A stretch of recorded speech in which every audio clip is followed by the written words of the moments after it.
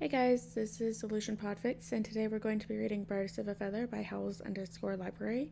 This is Chapter 7. New device connecting, the Bat computer suddenly announces.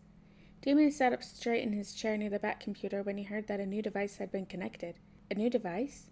Father hadn't mentioned any new devices being connected to the Bat computer. He started typing to figure out exactly what was going on when schematics started being partially uploaded to the system.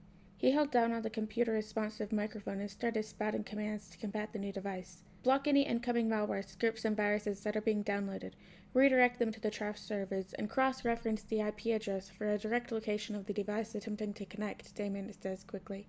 Unable to detect any malware, scripts, or viruses. Connected device adapting to the firewall with a triple active IP relay, the Bat computer responds. Damien's eyes widen as he presses on his ear while continuing to type in an attempt to block the device. Tim and Barbara, get down to the Bat computer now, he shouts in the earpiece.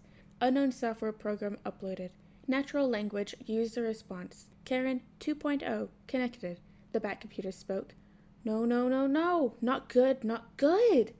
Damien was beginning to panic. He knew he should have taken Tim more seriously when he suggested getting more involved in the Bat computer's update and interface changes.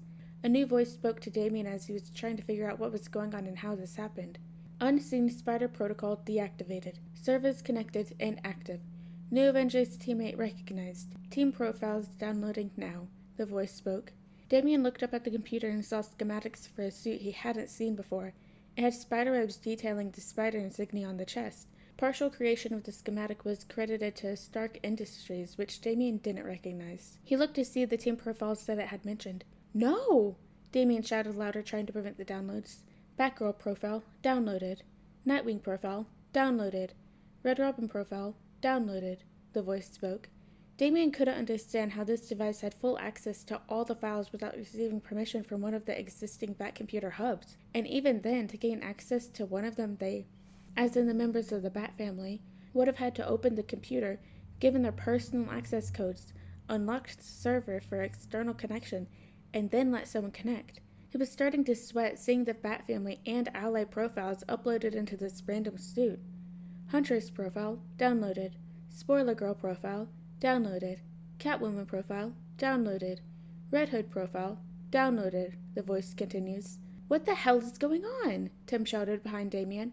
I don't know. This device just connected to the computer and started uploading and downloading things, and I tried to stop it, but someone gave it full access, Damien yells. Tim made quick work running towards the computer. Robin profile, downloaded. Batman profile, downloaded. Downloads, paused. The computer slowed down. What the hell did you do? What did you do? Tim shouts at Damien while giving him an exasperated look while trying to quickly type into the computer. I didn't do anything. What the fuck are you yelling at me for? Damien shouts back. You never do anything wrong, apparently. Get out of the way, Tim yells. Tim took a deep breath as he continued typing. He sporadically looked between different tabs of code and script. I have no idea what you did, but this thing that is on the computer is a natural language user interface dubbed Karen 2.0. It's used a code language I don't even recognize called Stark Banner. The language is similar to a combination of Python, JavaScript, and C++, but not fully, maybe not even 50%.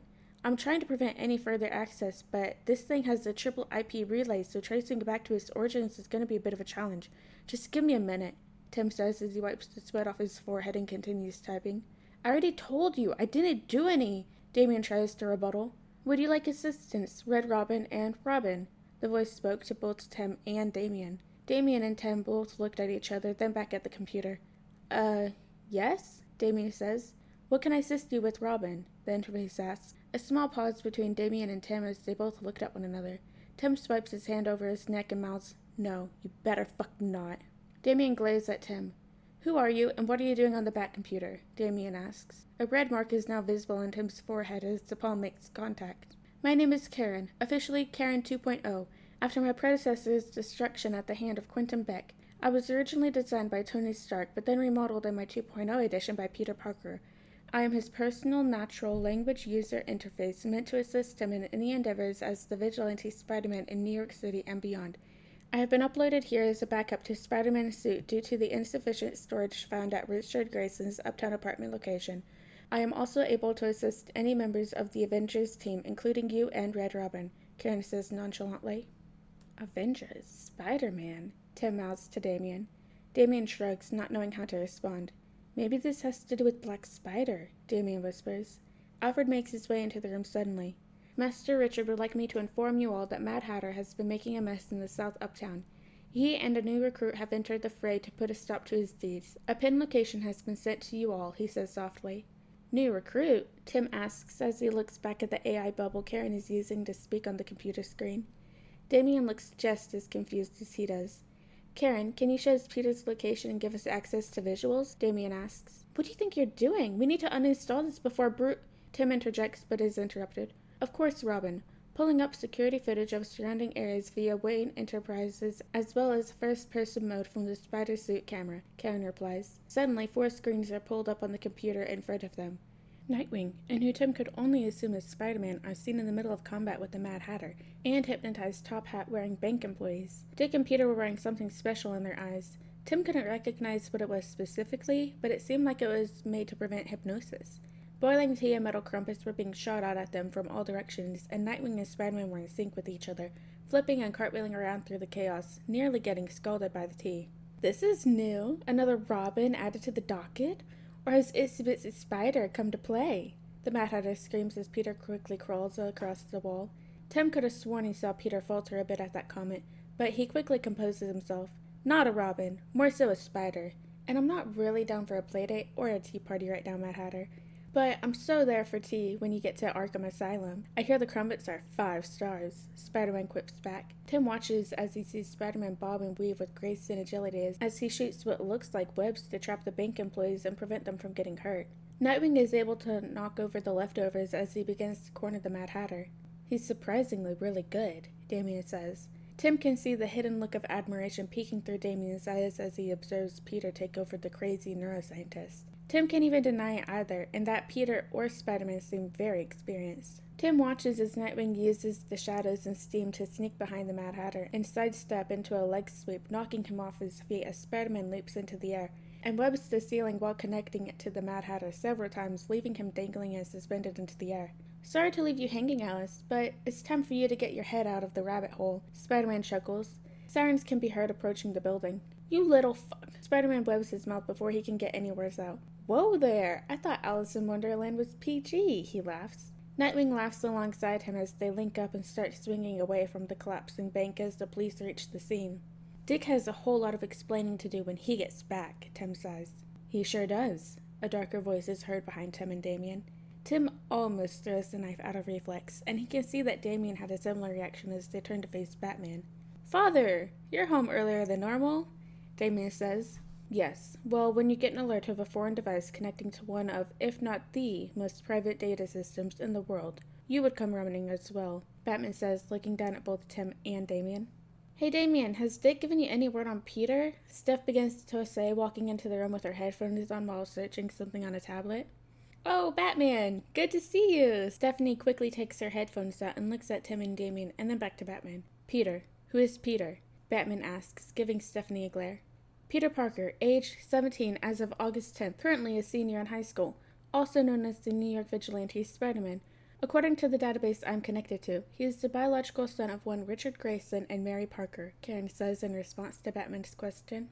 Batman's eyes flare up and then furrow as his cape flips when he turns to face Damien and Tim. Tim covers Damien's mouth as he can already see a sarcastic remark bubbling through his lips. It might be best to let Dick and Peter explain what is going on. It might be a bit complicated to understand right away. A whole ordeal kind of weird, Tim says. You seem to have all the answers, Batman says to Tim. You seem to have all the questions, Damien quips back, crossing his arms and turns back to the Batcomputer. Batman's mouth forms a straight line before Tim sees him click his glove and begins to speak. Nightwing, report back to the Batcave with Spider-Man immediately, Batman says calmly through the comms. Whoa, is this Batman speaking? Mr. Batman, sir, I am a huge fan. I've only been here for about a week, but you are one heck of a superhero. Or do you prefer vigilante? This is Spider-Man if you didn't know. Such an honor, sir. Nightwing has only said good things about you so far. I've only ever read about the Batcave, thought it was a myth, but then again, that's because that's what the Gotham Gazette said, Spider-Man says in response. Yeah, hey B, we're on our way right now. Sorry about that. See you soon, Nightwing says eventually, talking over Peter. The comms then go silent. Batman looks at the 3 teens in front of him and huffs quietly. Change into your suits. We'll talk after, he says, then turns and leaves the room. Tim finally exhales. He just knows Dick must be having a panic attack about getting a personal summons from the Batman himself. It usually is Dick who gets these personal summons, but Tim doubts that Dick has gotten used to them. The talk that Bruce has with Dick and Peter is a long one. Tim assumes that they are covering everything that Dick must have found out from his recent stakeout.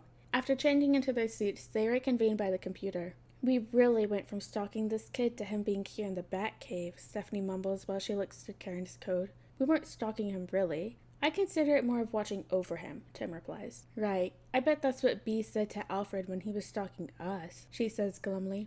Tim frowns. Stephanie is right. He sounds a bit like Bruce with that mentality. Although his parents were just recently gone, he hadn't begun to think that he and Bruce were beginning to think similarly. Barbara and Jason enter in their suits looking seedy-eyed at Tim, Damien, and Stephanie. We have company, Barbara says. Yeah, we know. Have you not been on the comms for the past hour? Nightwing not only ran into Peter, but they had this whole... Damien starts to say. Unfortunately for you, I am not Nightwing, nor this Peter person you're referring to. A voice says from behind Jason. Tim immediately recognizes the voice and his mouth forms a line. Sorry, Catwoman, we didn't expect to see you, let alone hear of all places. Tim responds at her while glaring at Jason and Barbara. Catwoman gives his family a small smile and nods at Tim while placing her hands on her hips. Well, I didn't expect the whole family to be all dressed up here to greet me. I guess we are both surprised. I have what you could refer to as an appointment with Batman, Catwoman says. Batman is a bit preoccupied at the moment. You might need to reschedule, Stephanie says while adjusting her cowl. Oh, really? Interesting, since he just confirmed with me an hour ago, Catwoman says while taking a look around. You'll need to reschedule, Damien says flatly. It's the boy wonder now handling the Bat's schedule. If that's the case, put me down for tomorrow night at dusk. But this time he comes to me. Got it? Catwoman gives Robin a look. The group falls silent. It seems that you all need to loosen up a bit. I promise I don't bite, Catwoman says to them, all while clicking her nails on the wall. It looks like you've taken a page out of Batman's book of innuendos and seriousness, she says to the group as she turns to look at Jason. Well, Little Red, aren't you going to escort me out so this place can remain in anonymity? She coos at Jason. Jason looks at the rest of them, then lets Catwoman walk past him as he follows. Barbara waits a bit for Jason to escort Catwoman out, before doing a local scan for cloaking bugs, locators, and listening devices in the cave. None in the vicinity. Maybe the new leaf is legit, she mumbles. She turns to look at Damien. Start from the beginning. Jason and I were a bit preoccupied with the newest member of the family, if you couldn't tell, she says while rolling her eyes. After Damien does a good job of giving a brief description of the whole Peter and Dick situation along with the Karen and Spiderman fiasco, Barbara needs to sit down and think. Okay, so this isn't the weirdest thing that has happened to us. We can handle this. Bruce can handle this, she says, looking at the others as Jason enters. She hands him her notes of what has been discussed and rubs her temple. Peter will have more answers. I bet Dick already knows a bit about the situation with them, she says. I think something we need to work out is the multiversal implication of Peter being in our universe if it really is falling down to that. Tim and Stephanie nod in agreement. If Helena wasn't off planet right now, I feel like she would know what to do or where to start, Barbara groans. From what I got from Karen, the multiverse is something that is recognized in Peter's universe. It took a bit of time to figure out some stuff out, but she still has minor access to records that have been downloaded from there. Turns out, Peter knows several people who have been researching and have access to that territory, Damien interjects. That might explain how he ended up here, Stephanie says. Peter's actually been through a boatload of stuff. He's an orphan in his universe, and it looks like every parental figure or guardian he's had since being orphaned has also died. There's also a file on this called the Blip Recovery that has a whole outline of the universe-wide issue that occurred in his universe, Damien continues. Maybe it's best if we don't invade Peter's privacy by looking into any more than we already have. I think the best way to help him adjust is to let him decide what to tell us. We don't need to know about where he comes from if he doesn't want to talk about it. And if he wants our help getting back there, then of course we will help. As of right now, it doesn't look like he's causing any trouble by being here, and he is not a multiversal threat, Barbara says while locking down the computer and turning to the others. Babs is right. We need to get Peter to trust us, as both Peter and Spiderman. He probably opened up with Dick about this stuff. We don't want to pry any more than we have to, Jason mutters. Barbara gives him a surprised look. She hasn't seen Jason act this way before. Wow, that's a new Jason if I've ever seen one. Maybe you are actually starting to defrost, Damien says with a smirk. That means no more being intrusive little fucks like usual. Might be hard for some people, Jason says, giving Damien a sad eye before walking out of the main part of the cave. Stephanie looks over at Damien while rolling her eyes. Chill out, Damien. Give him a break. You've been on his ass since you met him. Lighten up, Stephanie says while tossing Damien the tablet as she follows Jason. What? It's not that big of a deal, he quips back, grinning after her. As they exit the cave, Barbara looks at Karen's coat and then towards Tim. He looks like he's deep in thought, pacing around the cave. I hope that Peter's okay. I can't imagine how he is feeling, alone in a universe he doesn't belong to without knowing if someone was going to help him or look out for him, she tells Tim. Tim looks back at the door in which Batman walked out of. Peter might not be alone anymore, but you're right. That is not going to stop me from feeling alone. Trust me, I know the feeling, Tim says softly. Barbara gives him a sad look. Tim, you know that we can talk about anything, right? Peter being here does not detract from being there to support each other, Barbara says while wrapping an arm around Tim's shoulder. Thanks, Bab. I appreciate it a lot. I might not have been able to help myself during those times, but I can certainly try and help Peter. Tim smiles back at her. Alright guys, and that is the end of Chapter 7 of Birds of a Feather by Howls_Library. I hope you guys liked it, and I'll see you in the next chapter.